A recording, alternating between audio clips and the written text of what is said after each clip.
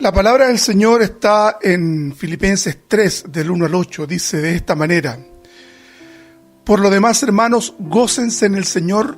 Estoy leyendo la traducción Reina Valera contemporánea, por si acaso. A mí no me molesta escribirles las mismas cosas si para ustedes es mejor. Tengan cuidado de los perros, cuídense de los malos obreros y de los que mutilan el cuerpo, porque nosotros somos la circuncisión, somos los que servimos a Dios en el Espíritu, los que nos gloriamos en Cristo Jesús y no ponemos nuestra confianza en la carne. Aunque yo también tengo de qué confiar en la carne, si alguno piensa que tiene de qué confiar en la carne, yo más. Fui circuncidado al 8º día y soy del linaje de Israel, de la tribu de Benjamín, soy hebreo de hebreos, y en cuanto a la ley fariseo, en cuanto a celo, perseguidor de la iglesia. En cuanto a la justicia que se basa en la ley, irreprensible. Pero todo lo que para mí era ganancia, lo he estimado como pérdida por amor de Cristo. Y a decir verdad, incluso estimo todo como pérdida por la excelencia del conocimiento de Cristo Jesús, mi Señor. Por su amor lo he perdido todo y lo veo como basura.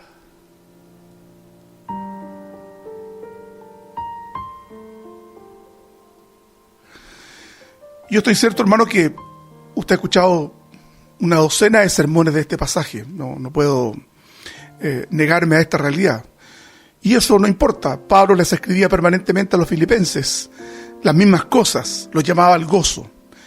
Es importante señalar, hermanos, que el gozo no tiene que ver con un estado de alegría permanente. El gozo es esperanza. La esperanza tiene que ver con que, pese a la oscuridad que de pronto se cierne sobre nosotros, a los quebrantos propios de la vida, evidentemente que el Señor nunca deja de iluminarnos con su luz.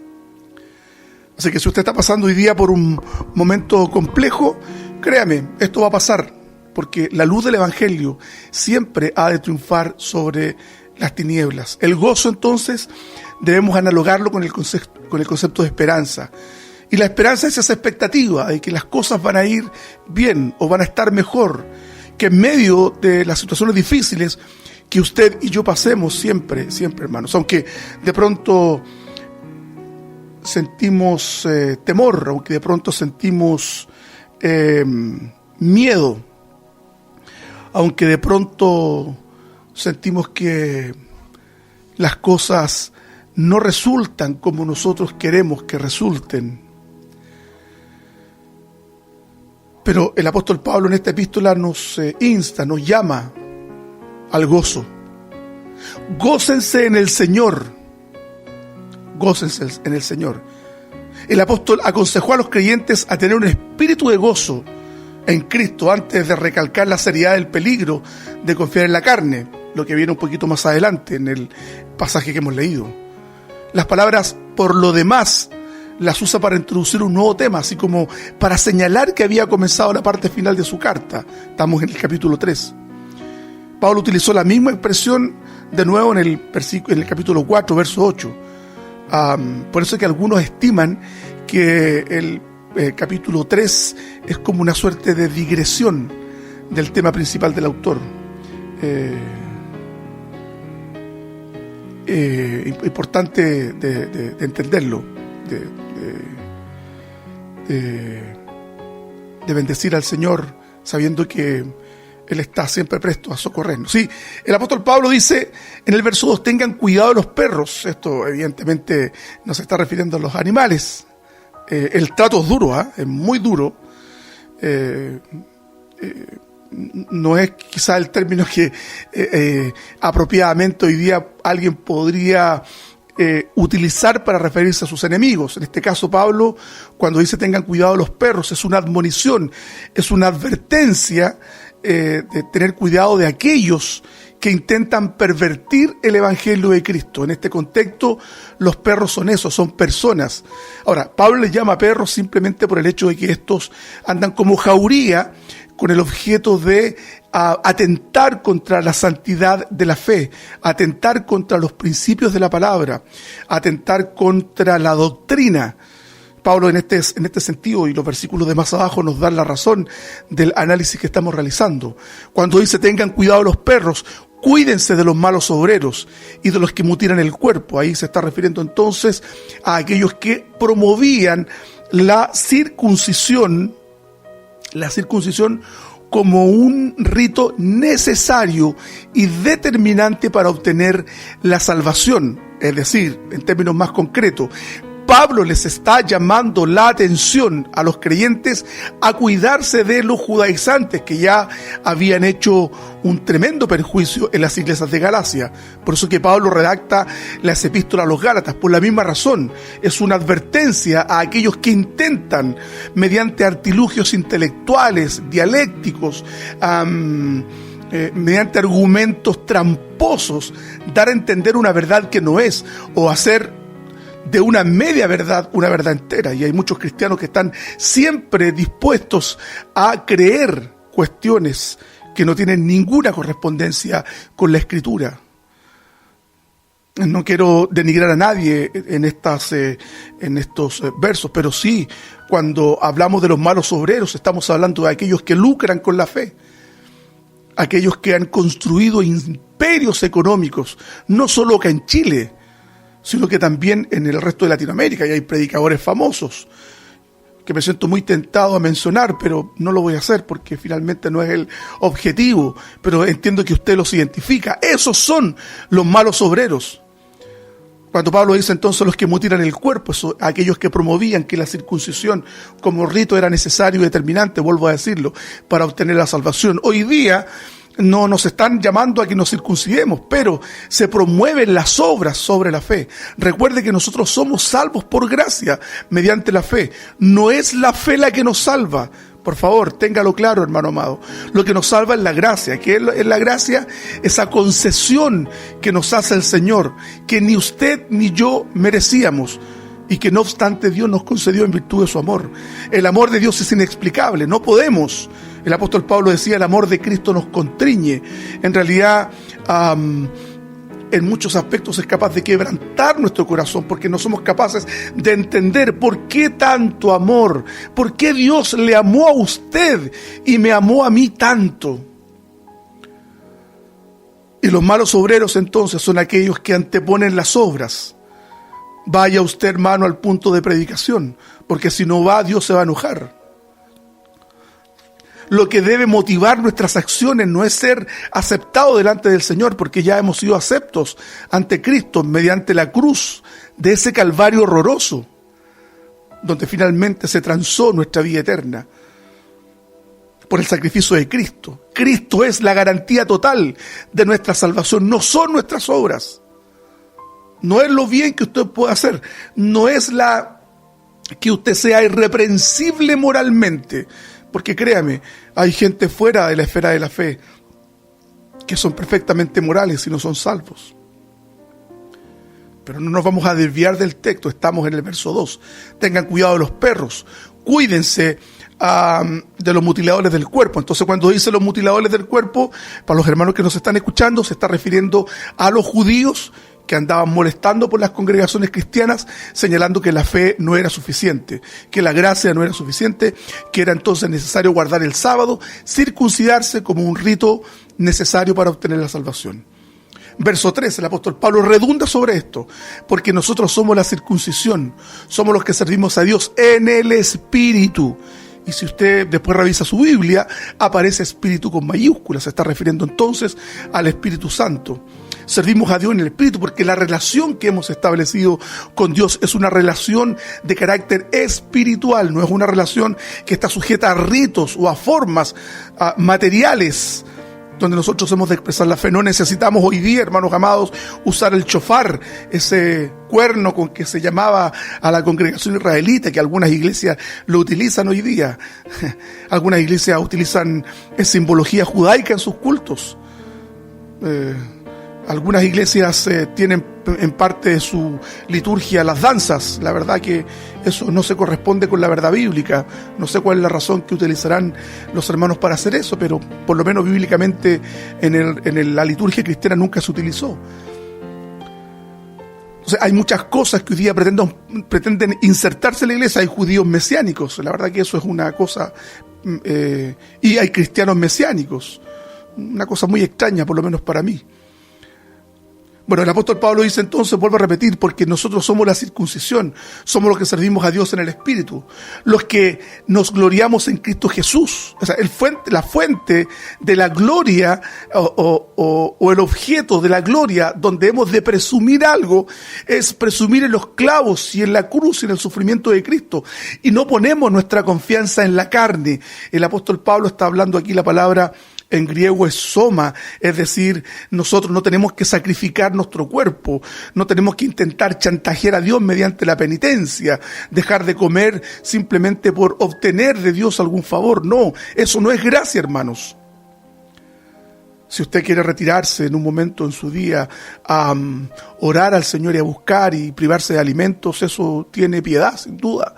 Pero eso en ningún caso es para que usted trance con Dios o para que Dios le pueda conceder a usted alguna petición en razón de ese sacrificio. No, créame que no funciona así, no es el Dios de la Biblia. Todo lo que Dios nos los concede por gracia. Entonces, cuando el apóstol Pablo dice los que nos gloriamos en Cristo Jesús, la fuente y objeto de la gloria de Pablo era Cristo.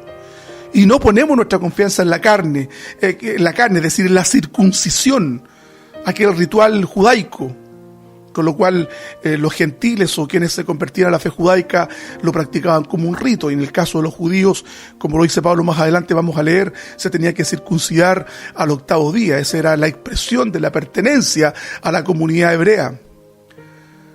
No tenemos que confiar en la carne. Hoy día yo podría contemporaneizar este texto y decir, bueno, hay cristianos que confían en la carne, sí, quizás han depositado más fe en las obras que ellos pueden realizar que en la obra que Cristo puede realizar. Es decir, no permiten que la gracia opere, porque luchan con sus fuerzas, porque intentan justificarse mediante sus actos, desentendiéndose que Dios ya nos ha justificado, Dios ya nos ha lavado, Dios ya nos ha santificado. Es lo que nos expresa en repetidas oportunidades Pablo en la primera epístola que escribe a los Corintios. No debemos confiar en la carne, no debemos confiar en nuestros títulos, no debemos confiar en los recursos que tenemos. Nuestra fe definitiva y total debe estar puesta en Cristo. Y el apóstol Pablo en el verso 4 dice, aunque yo también tengo de qué confiar en la carne, es decir, tengo algunas cosas de las que puedo presumir. Si alguno piensa que puede confiar en la carne, es decir, vuelvo entonces al sentido de este concepto de carne, es decir, de confiar en aquellas cosas donde yo deposito mi confianza total. No sé si me estoy explicando. En un ejemplo concreto, ¿qué es confiar en la carne? Es confiar, por ejemplo, en que tus títulos universitarios, en que en el trabajo donde tú tienes buen sueldo, finalmente es el motivo último de tu seguridad. Eso es confiar en la carne. Estás equivocado. Hemos de confiar en Cristo. La vacuna que se están hoy día inoculando para combatir el COVID es necesaria, sin lugar a dudas. Si usted puede vacunarse, vaya y hágalo. No vamos a caer en esas teorías conspiranoicas que hablan de que es un mecanismo de control y tanta cosa que de pronto en las redes sociales aparece. Pero nosotros no confiamos en sí en la vacuna. Entendemos que la vacuna también es una expresión de la gracia común, la capacidad que Dios le ha otorgado a los hombres de crear cuestiones que finalmente nos favorezcan en la salud y en nuestro bienestar. Es necesario, por favor, no piense usted que le van a inocular el chip del 5G para controlarlo desde el espacio. Entonces no debemos confiar en la carne. No confíes en tu carne, hermano. No confíes en tus posibilidades. No confíes en aquellas cosas que producen bienestar a tu vida. Que te da bienestar es Cristo. Porque si todo lo que tienes un día puede desaparecer. El apóstol Pablo entonces dice, si alguno piensa que tiene de qué confiar en la carne, yo más. Fui circuncidado al 8º día y soy del linaje de Israel, de la tribu de Benjamín, soy hebreo de hebreos. ¿Qué quiere decir esta expresión? ¿Qué intentó decir el apóstol Pablo con esta expresión, soy hebreo de hebreos? Y en cuanto a la ley, fariseo. Primero debemos establecer que el apóstol Pablo pertenecía a la tribu de Benjamín. es la tribu más pequeña entre las 12 tribus de Israel. La tribu de Benjamín era la pequeñita, de hecho era el hermano menor de los hijos de Jacob.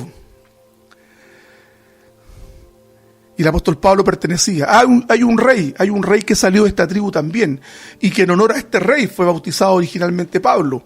El nombre hebreo de Pablo era Saulo, y usted ya debe de haber advertido a qué rey me refiero. Saulo, por eso que al apóstol Pablo le llamaron de esta manera. Pablo, en todo caso, a modo de cultura general, es la forma latinizada del nombre Saulo, que puede significar algo así como pequeño. Es lo que algunos han determinado que significa el nombre Pablo. Y el apóstol Pablo, entonces, su nombre se latiniza o se romaniza. Entonces ya no era llamado Saulo, sino que Pablo. Y la tribu de Benjamín dio un rey a Israel.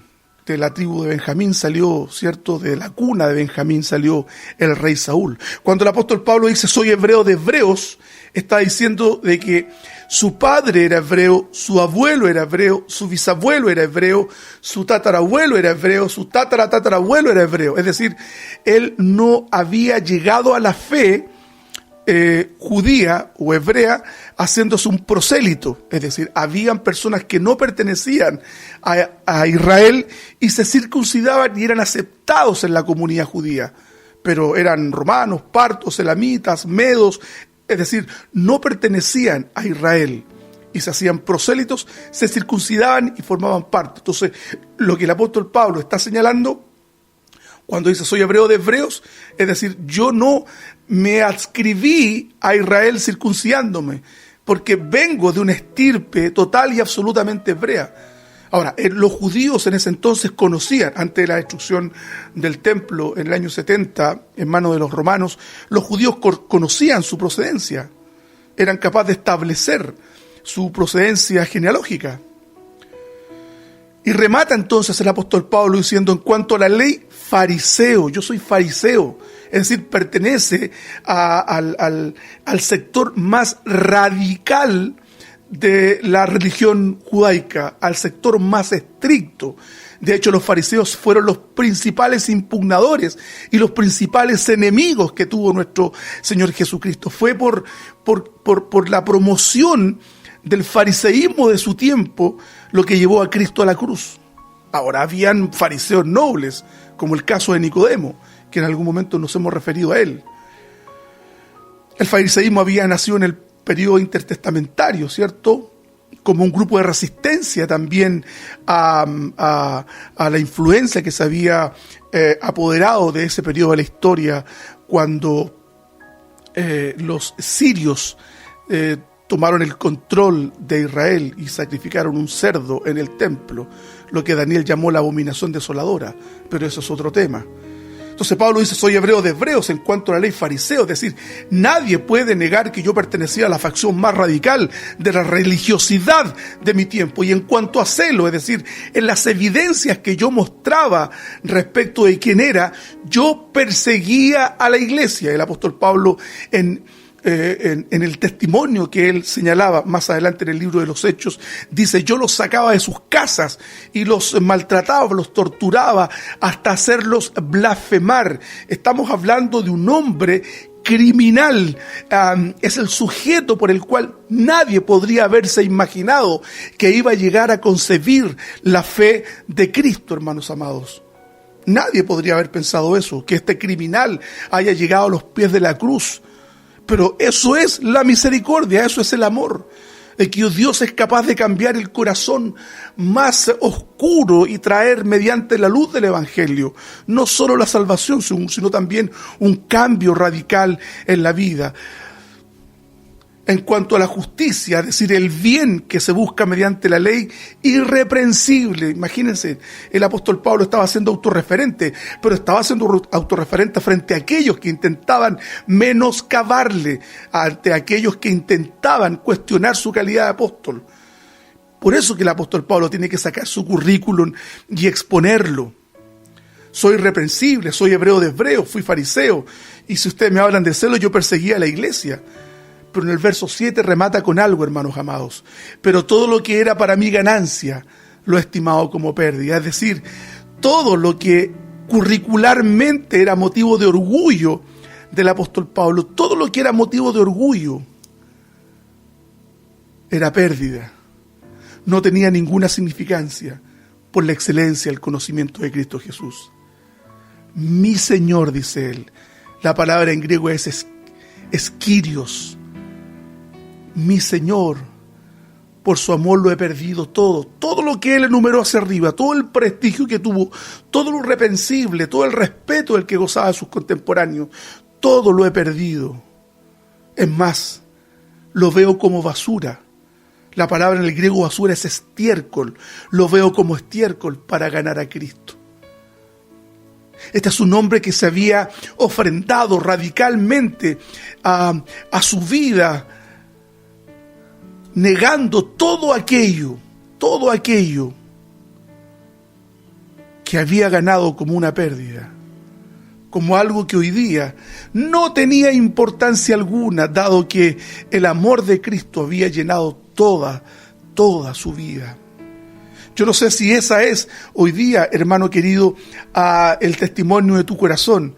Yo no sé si tú has estimado todo lo que tienes como un elemento accesorio y entiendes que lo que tienes en tu vida finalmente es solo Cristo y su amor.